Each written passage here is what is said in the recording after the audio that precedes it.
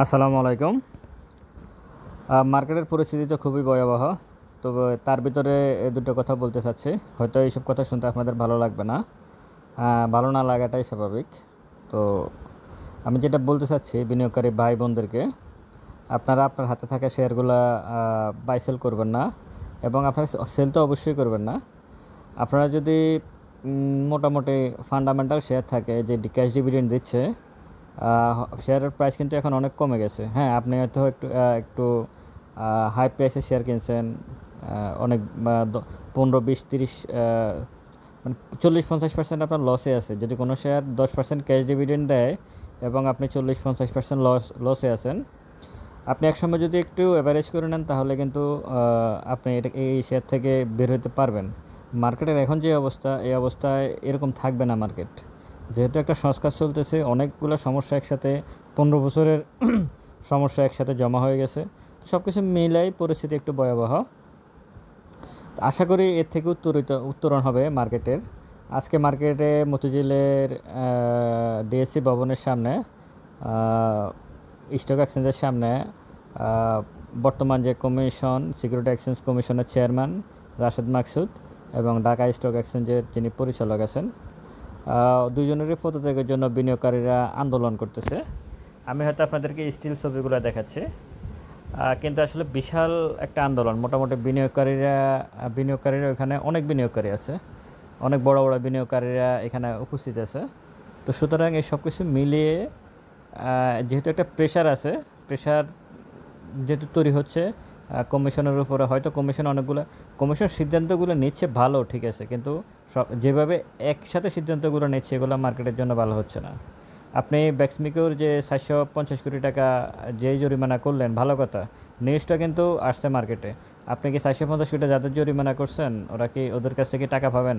ওরা তো টাকা নিয়ে ফালাই গেছে, ওরা তো দেশে নাই। আপনি কাগজে কলমে জরিমানা করছেন, কিন্তু বাস্তবতা ভিন্ন। হ্যাঁ, বাস্তবতা ভিন্ন, টাকা পাওয়া যাবে না, তারা তো চলেই গেছে। মার্কেটে নিউজটা আসছে, মার্কেট পড়তেছে, বিনিয়োগকারীরা আতঙ্কিত হচ্ছে, মার্কেট পড়তেছে। তো সব কিছু মিলে বিনিয়োগকারী যারা আছেন তাদেরকে, যারা আমার ভিডিও শুনেন, আপনাদের কাছে অবশ্যই অনুরোধ থাকবে, আপনারা কোনো বাইও করবেন না, সেলও করবেন না, কোনোটাই করবেন না। এবং যারা আন্দোলন করতেছে তাদেরও কথা একটাই, যে আপনারা কী বলে, কোনো শেয়ারে আপনারা ট্রেড করবেন না, সেটা বাই হোক বা সেল হোক। এটা হচ্ছে যারা আন্দোলনকারী, এবং আমারও একই কথা, যে আপনারা উচিত ছিল ঢাকা স্টক এক্সচেঞ্জ বন্ধ করে রাখা 1 সপ্তাহ। বিনিয়োগকারীরা আন্দোলন করে ঢাকা স্টক এক্সচেঞ্জ যদি বন্ধ করে রাখতো তাহলে সেটা ভালো হতো, যে কোনো শেয়ারে সেল হবে না, কোনো শেয়ারে বাই হবে না। একটা যৌক্তিক সমাধান দরকার ছিল। কমিশনার নিজে যেখানে চিঠি দিয়ে বলছিল যে 1 তারিখে তারা মধ্যস্থতাকারীদের সাথে বৈঠক করবে, মার্কেট মেকার যারা, তাদের সাথে, merchant bank, brokerage house association বা বড় বিনিয়োগকারী যারা আছে, সেখান থেকে তারা সরে গেছে। তারা তাদের মতো করে ওই দিন তারা কী করলো, বৈঠক না করে উল্টা কয়েকটা প্রতিষ্ঠানকে জরিমানা করলো, এবং কয়েকটা প্রতিষ্ঠানকে আরও 2টা প্রতিষ্ঠানকে জেড গ্রুপে পাঠিয়ে দিল। আরও 9টা কোম্পানিকে আইপিওর অর্থ কীভাবে তারা ব্যবহার করছে সেই বিষয়ে তদন্ত শুরু করলো। সব কিছু ঠিক আছে, আপনি যা করার একদিনে করে ফেলেন। প্রতি সপ্তাহে সপ্তাহে মিটিং করবেন। 923তম সভাতে সাকিব আল হাসান, আবুল খায়ের হিরো সহ তাদের জরিমানা করছে। 924তম সভাতে গতকালকে এই ঘটনাগুলো ঘটালো। এক সভাতে সব কিছু কমপ্লিট করে দেন। মার্কেট এত এত আসলে নেগেটিভ নিউজ মার্কেট নেওয়ার মতো পরিস্থিতি মার্কেটের নাই। এত নেগেটিভ নিউজ মার্কেট নিতে পারতেছে না। তো যারা আন্দোলন করতেছেন তাদেরকে ধন্যবাদ। তারা অবশ্যই বিনিয়োগকারীরা, তা যারা আছেন তাদের থাকা উচিত ছিল হাউসগুলোতে, কিন্তু তারা এখন রাস্তায়। আসলে বিনিয়োগকারী ভাইয়েরা তো, আমরা তো যারা বিনিয়োগ করি শেয়ার মার্কেটে, আমরা তো আসলে ওইভাবে আন্দোলন সংগ্রাম এগুলোর সাথে নীরবে, আমরা হয়তো অনেক লস হয় কিন্তু আমরা চুপচাপ থাকি। তো যেহেতু অনেক দীর্ঘ সময়ের পরে যেহেতু বিনিয়োগকারীরা রাস্তায় নেমে আসছে, আশা করি ভালো কিছু হবে। আমি সর্বশেষ অনুরোধ করবো আপনাদেরকে, আপনারা কোনো শেয়ার সেল করবেন না, কারণ মার্কেট এইভাবে থাকবে না।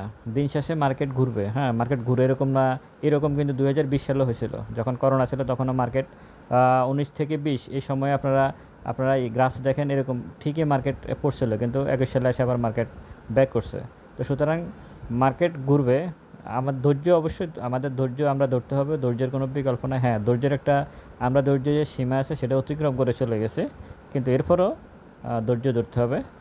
আপনারা অবশ্যই শেয়ার বাই সেল থেকে এই মুহূর্তে একটু নিজেকে দূরে রাখবেন, আপনারা কোনো শেয়ার বাই সেল করবেন না। ভালো থাকবেন সবাই, দোয়া করবেন, ভিডিওটা শেয়ার করবেন। আসসালামু আলাইকুম।